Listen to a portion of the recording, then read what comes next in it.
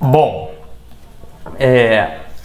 o que nós queremos? Nós queremos entender, pessoal, como o ar interage com a partícula, com o objeto, durante a queda.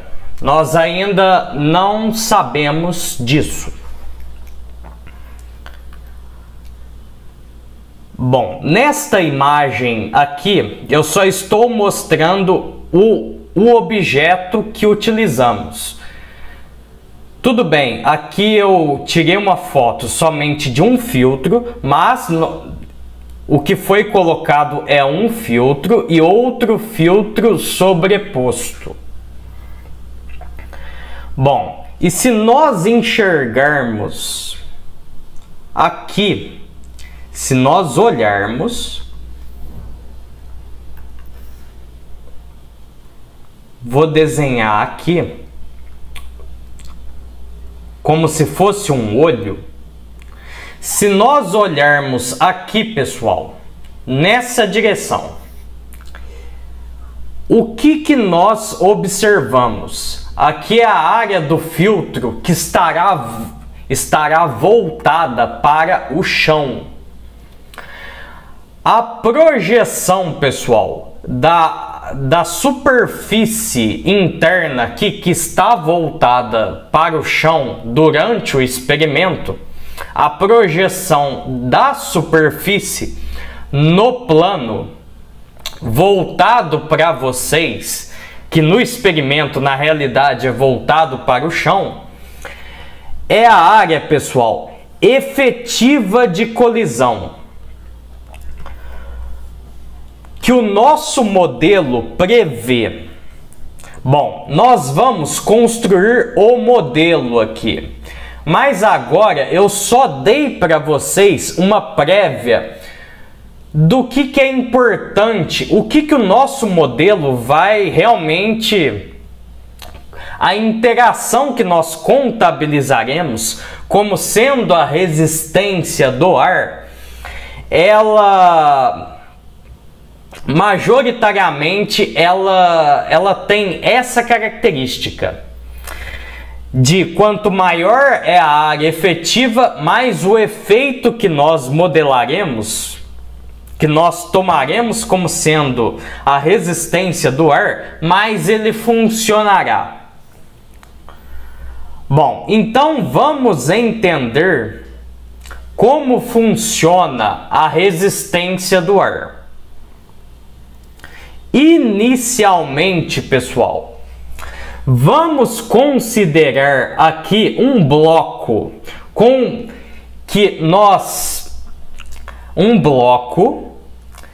que vai ser liberado para cair em direção ao chão. Liberado, imagine, a partir do repouso. Embora agora isso não seja importante. Vamos imaginar, pessoal, que esse objeto, ele tem uma área, olha só, ele é um paralelepípedo regular. Ele tem uma área de topo e aqui embaixo voltada para o chão muito maior. Se somar só essa área aqui da parte de baixo, pessoal, a área A, vou até riscar aqui. Se só tiver, pessoal, a área da parte de baixo, a área que eu denotei por A maiúsculo, ela vai ser maior do que essas áreas, a soma das áreas laterais aqui. É maior que a soma desta área com a lateral aqui, com aquela lá de trás e a da esquerda aqui, pessoal. Esta área, para interagir com o fluido na queda, será muito maior, por exemplo, do que as áreas laterais, a soma das laterais. Em azul, pessoal, eu denotei o ar que permeia o ambiente, o fluido, ar aqui. G denota a interação, é o campo gravitacional uniforme, porque a Terra atrai o objeto, mas agora tem o ar, que não é desprezível, no meio do caminho. Então vamos avaliar como esse ar interage com o nosso objeto. Bom, eis aqui um tipo de interação interessante. Vamos olhar, pessoal, como as partículas de fluido colidem com a área daqui de baixo, pessoal.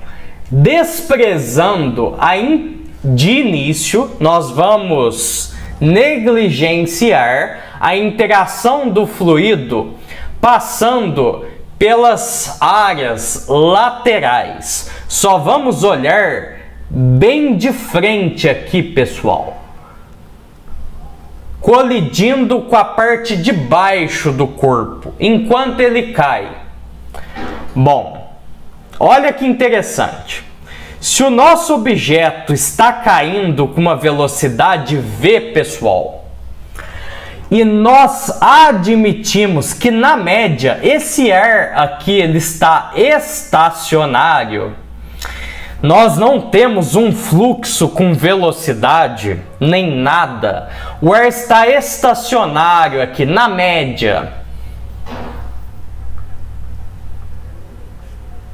Se nós admitirmos isso, se imaginarmos o objeto parado, é como se tivéssemos um fluxo de ar de baixo para cima, um escoamento à velocidade v, com que o objeto na realidade cai. É isso que teríamos, no caso, um escoamento com menos v. Bom, e o que ocorre aqui, pessoal? A colisão das partículas diretamente com a área da parte de baixo faz com que tenhamos uma região aqui embaixo, pessoal, na área de baixo, uma região de alta pressão. Eventualmente você tem fluxo aqui, pessoal, de partículas que vão viajar pelas laterais aqui. Mas existe, por algumas razões de mecânica dos fluidos, vai ter regiões de recirculação de ar aqui. Eu não vou detalhar isso, mas essa recirculação de fluido, aonde você não tem interação de partículas de ar, tanto quanto você tem na parte de baixo, aqui é menos partículas interagindo nesta área da parte de cima. Aqui você tem uma região de baixa pressão. O gradiente de pressão, a variação de pressão, pessoal, a variação de pressão, digamos assim, eu vou chamar de P maiúsculo, multiplicada pela área. Essa variação de pressão, pessoal, ela é a magnitude da força que o fluido faz devido a esse tipo de interação. A magnitude da interação é proporcional à variação de pressão multiplicada pela área, pessoal. que por sua vez, se você fizer um experimento, você comprova que é proporcional ao quadrado do módulo da velocidade do escoamento, proporcional também à área que você tem disponível para colisão direta de frente com as partículas. Também é diretamente proporcional à densidade do fluido, pessoal. E aqui você tem um fator meio para fazer esse igual aqui e um coeficiente chamado coeficiente de arrasto. É um número adimensional.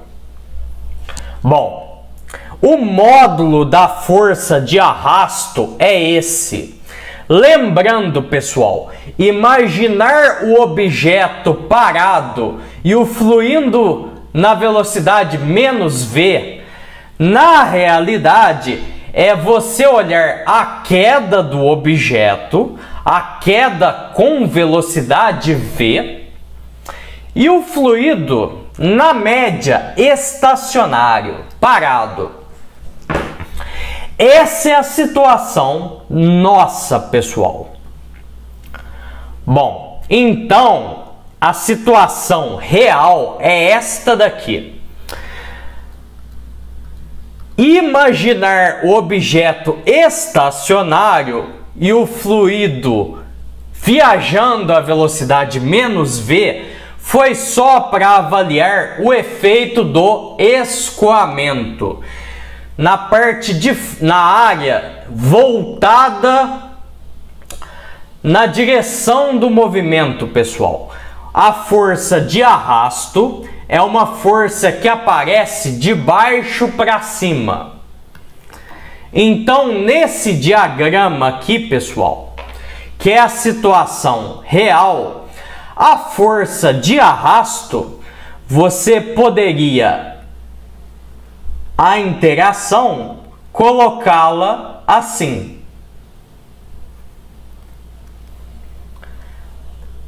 E o tamanho deste vetor é isto daqui, pessoal. Meio do coeficiente de arrasto, a densidade do fluido e essa área A voltada para as partículas de ar durante a queda, pessoal. Este é um dos tipos de interação que o ar tem com o objeto. Bom, e qual é o outro tipo de interação, pessoal? O outro tipo é da seguinte forma: você tem ar permeando o espaço. Eventualmente, pessoal, o ar ele vai entrar em atrito com a área lateral do seu objeto. Olha, uma partícula de ar, ela viaja, de repente ela está aqui. Bom, o que acontece? Esse objeto caiu, a partícula de ar, ela ficou aqui para trás. É como um deslocamento relativo. Então você tem força de atrito, pessoal. Atrito das partículas de ar. Na média, um balanço é como se fosse a força de atrito. Mas você tem o fluido, pessoal. Não são propriamente pontos materiais. Você está considerando tantos pontos que aqui é um contínuo. É o fluido entrando em atrito com a parte lateral do seu objeto. Bom, Há uma propriedade dos fluidos que você chama de viscosidade, μ. Bom, que é μ? Uma explicação que não é satisfatória. Aqui eu tenho fluido, pessoal. Existem várias camadas de fluido distintas.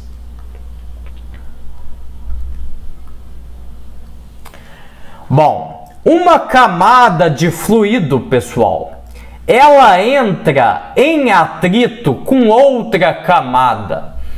Camadas de fluido, é possível separar o fluido em camadas distintas. Uma camada de fluido, lá internamente, ela entra em atrito com outra camada. Este efeito de atritos de camadas externas é contabilizado por uma propriedade chamada viscosidade. Em mecânica dos fluidos se denota por μ. Além disso, pessoal, você tem essa área superficial aqui, que as partículas de fluido entram em atrito. Então, μ, a área lateral disponível pro atrito, pessoal, tudo isso é contabilizado numa única constante chamada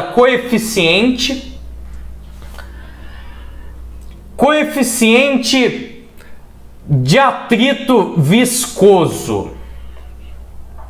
Bom, na verdade, vamos chamar isso de coeficiente de interação viscosa. É um CV. Podemos contabilizar este efeito e o efeito da área lateral num único coeficiente, CV. E aqui, pessoal, a força viscosa que as partículas fazem no fluido, você contabiliza estes efeitos num coeficiente, mas essa força ela tem a direção oposta à velocidade de queda do fluido. É por isso que você diz que é CV vezes menos a velocidade. Se comporta desta forma. Perceba, o tamanho do vetor força viscosa é CV vezes a norma do vetor velocidade. É diferente agora do efeito que nós havíamos visto aqui, que era da força de arrasto. Por quê, pessoal? Todo este fator aqui, que está multiplicando o quadrado da velocidade, você pode chamar isso de uma constante B pequena. Então, olha a diferença. O módulo do arrasto, ele é proporcional ao quadrado da norma do vetor velocidade de queda. Enquanto a força viscosa, ela aponta também contrário ao movimento do fluido, mas varia em primeira ordem com a norma da velocidade. Bom,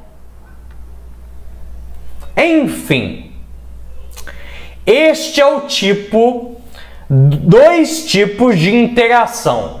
Quando você tem uma área voltada para baixo, voltada para as partículas do fluido, e aqui interação do fluido com a parte lateral da superfície disponível que você tem do objeto para interagir. São dois tipos de interação distintas. Bom, há um terceiro tipo de interação, pessoal, que é o seguinte. Bom, o fluido, aqui imaginando uma coluna de fluido, você, quando não tem nada imerso no fluido, o fluido ele tem uma determinada altura, ali do chão até aqui o topo. Imagina, você imergiu num recipiente. Vamos deixar claro aqui que nós estamos dizendo esse fluido contido aqui num recipiente, para facilitar a análise, pessoal. O que ocorre aqui, pessoal? Não tem nada aqui no recipiente contendo fluido. De repente, você mergulha dentro do fluido, você mergulhou o seu corpo, pessoal. O seu corpo tem um volume V maiúsculo. O que ocorre logicamente? Bom, esse corpo de volume V, ele ficou imerso aqui no fluido.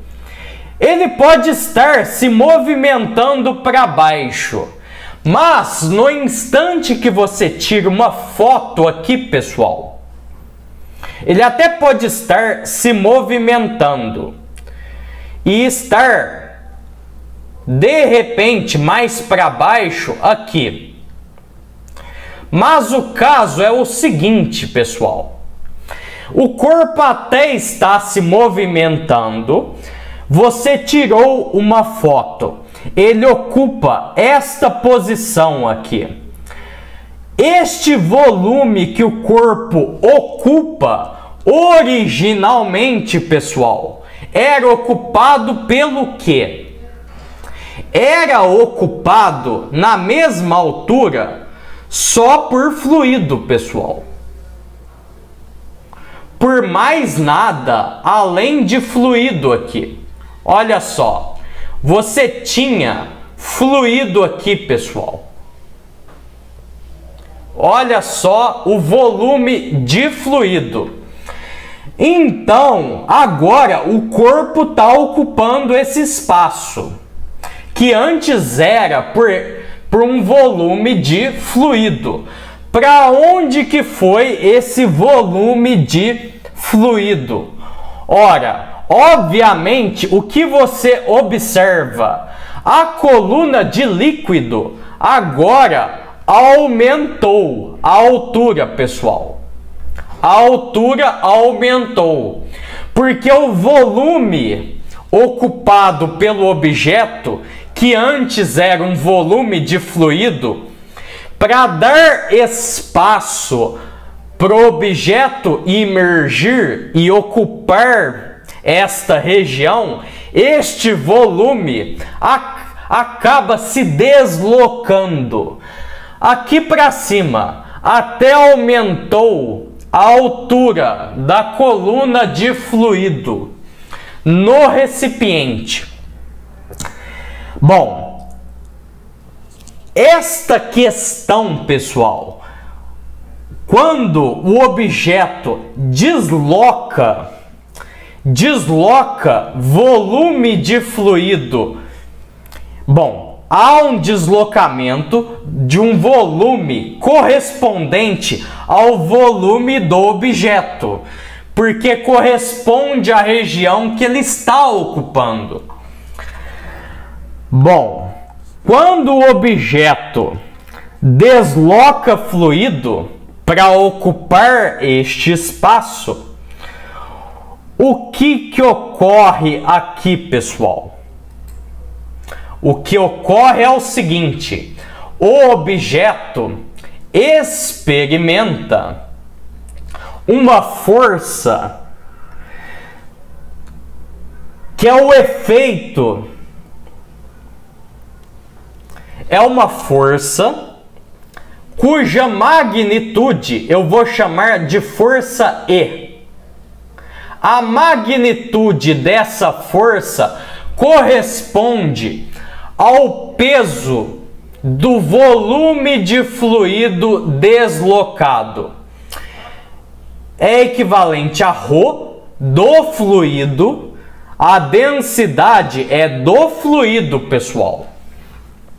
Corresponde à densidade, o módulo dessa força, G, e o volume do objeto imerso, pessoal. É o volume do seu objeto. Essa força aponta para cima. O objeto está imerso no fluido e sob a ação da gravidade, ele está se submergindo cada vez mais, indo para baixo. Existe aqui a força gravitacional também. Mas essa força correspondente ao efeito do deslocamento de fluido aqui para cima, você chama ela, pessoal, de força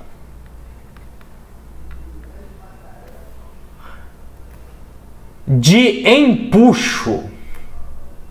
Força de empuxo. Este é outro tipo de interação, pessoal. Obviamente, pessoal, se você tem um volume, quanto maior o volume do seu objeto que ele ocupa, bom, mais essa força vai ser apreciável. O efeito é maior. Mas se o volume é muito pequeno de espaço ocupado, então este efeito da força aqui fica pequeno. Dá para ver, olha só, volume depende, olha o tamanho do vetor, depende do tamanho do volume do objeto.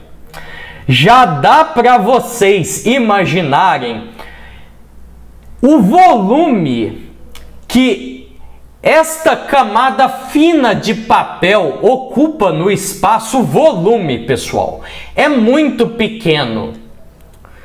Bom, dá para imaginar que seria razoável uma hipótese aonde desprezássemos o empuxo.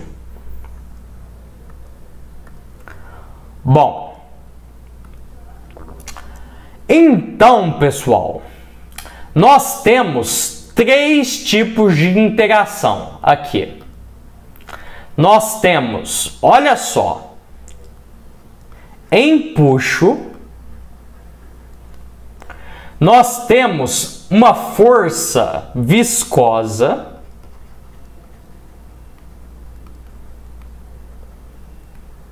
E nós temos, pessoal, uma força de arrasto. Bom, dessas três interações, pessoal, vamos dizer que o volume ocupado pelos filtros, o volume deles, que eles ocupam no espaço, é muito pequeno. O empuxo vamos desprezar. Bom, O efeito de viscosidade, por sua vez, pessoal, vamos dizer agora que é o seguinte, que as laterais disponíveis para interação de atrito viscoso não eram tão relevantes frente à área que nós temos projetada para colidir diretamente com as partículas de ar na queda. Por essa razão, a força viscosa, vamos desprezá-la também. Então, pessoal, como é que ficamos? Nós vamos dizer pro nosso objeto,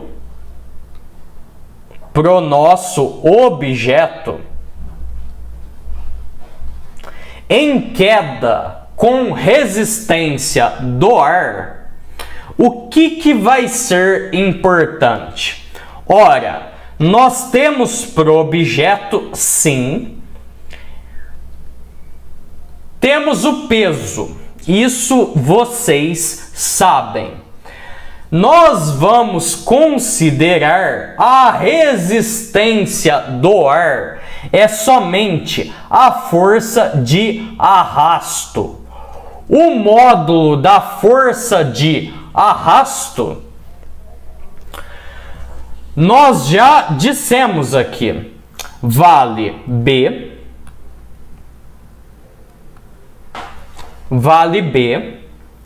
uma constante B,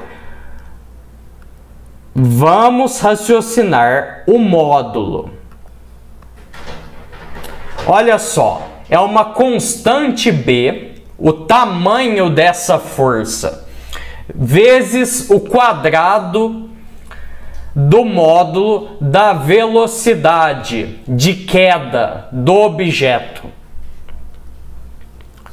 Bom, então é B módulo ao quadrado de V. E aqui, pessoal, aí depende. Nós ainda não adotamos o nosso referencial. Ainda não. Mas se nós chamarmos aqui, denote arbitrário aqui. Se nós fizermos só denotarmos aqui, eta, um vetor unitário apontando para baixo, essa força aponta para cima. Se isso é o módulo aqui, eu só tenho que indicar direção e sentido. É na direção de eta. Qual é o sentido? Oposto a essa orientação. Só isso. Então aqui, pessoal, isso aqui é a força de resistência do ar pro nosso modelo.